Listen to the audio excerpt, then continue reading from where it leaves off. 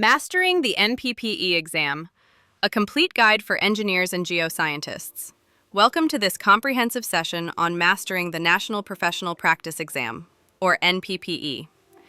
Achieving your Professional Engineer P.eng, or Professional Geoscientist P.geo designation in Canada requires more than technical expertise. It also involves demonstrating a deep understanding of professional ethics, law, and responsibilities. The NPPE is a key step in this journey. In this class, I will guide you through everything you need to know about the NPPE, what the exam covers, how to prepare effectively, recommended study strategies, and the best resources to ensure you succeed on your first attempt. What is the NPPE exam? The National Professional Practice Exam is a standardized examination administered by Canadian engineering and geoscience regulators, including APEGA in Alberta, EGBC in British Columbia, APEGS in Saskatchewan, and APEO in Ontario for P.eng applicants. The NPPE is designed to ensure that candidates have a solid grasp of three main areas: professional ethics and responsibilities, law for engineers and geoscientists, and professionalism in practice. It does not assess your technical knowledge. Instead, it evaluates your ability to act responsibly and ethically as a licensed professional. It does not assess your technical knowledge. Instead, it evaluates your ability to act responsibly and ethically as a licensed professional.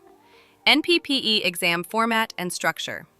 The exam consists of 110 multiple-choice questions to be completed within 2.5 hours or 150 minutes.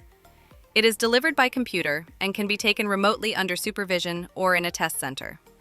The passing mark typically ranges between 65 and 70%, depending on the province. The NPPE covers 5 key content areas. 1. Professionalism, accounting for 10 to 15% of the exam. This area focuses on what it means to be a professional and explores the characteristics of self-regulated professions. 2. Ethics, which makes up 20 to 25% of the exam. This includes ethical theories and principles, professional codes of ethics, and case studies in ethical decision-making. 3. Professional practice, the largest section at 30 to 35%. This covers duty of care, competence, diligence, effective communication, conflict resolution, liability, and risk management. 4. Law for professional practice.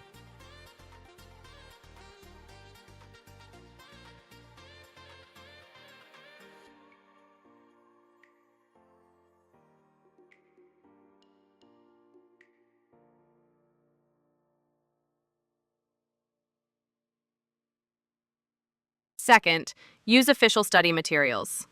Key references include Law for Professional Engineers by D.L. Marston, Practical Law of Architecture, Engineering, and Geoscience by Samuels and Sanders, and any ethics and professionalism handbooks provided by your regulator. Third, create a study schedule. Because the exam is offered 5 times a year, it's wise to dedicate 6 to 8 weeks of structured preparation. Weeks 1 and 2 should focus on overview reading of law and ethics. Weeks 3 to 5 are for deep dives into case studies and practice questions.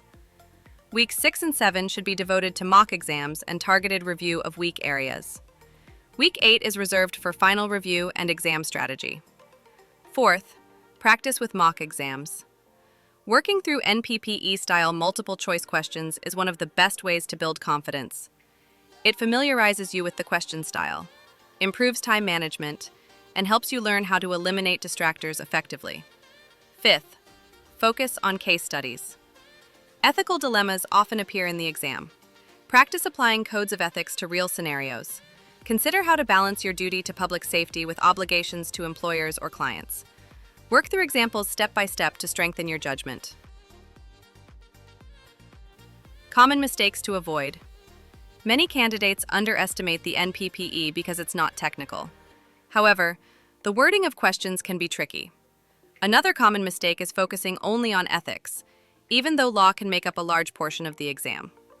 Some also fail to practice under timed conditions, which is critical when answering 110 questions in 2.5 hours. Avoid these pitfalls by maintaining a balanced study plan and simulating real exam conditions. Exam day tips. On the day of the exam, arrive early. Or if you're taking it online, set up early to avoid last-minute stress. Read every question carefully. Some are designed to test attention to detail. Start by eliminating obviously wrong answers.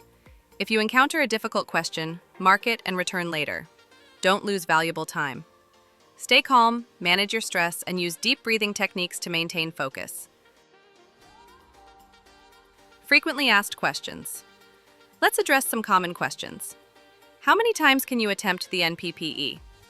Most regulators allow 3 attempts before requiring remedial action or additional coursework. How often is the NPPE offered? It is typically administered 5 times a year. Is the NPPE open book? Number: you cannot bring books or notes, but you may have scrap paper provided. What score do I need to pass? Typically around 65 to 70%, but confirm with your regulatory body. Which topics are the hardest? Candidates often find law and contract-related questions most challenging since many don't have a legal background. How long should I study for the NPPE? Most successful candidates spend 40 to 60 hours preparing over 6 to 8 weeks.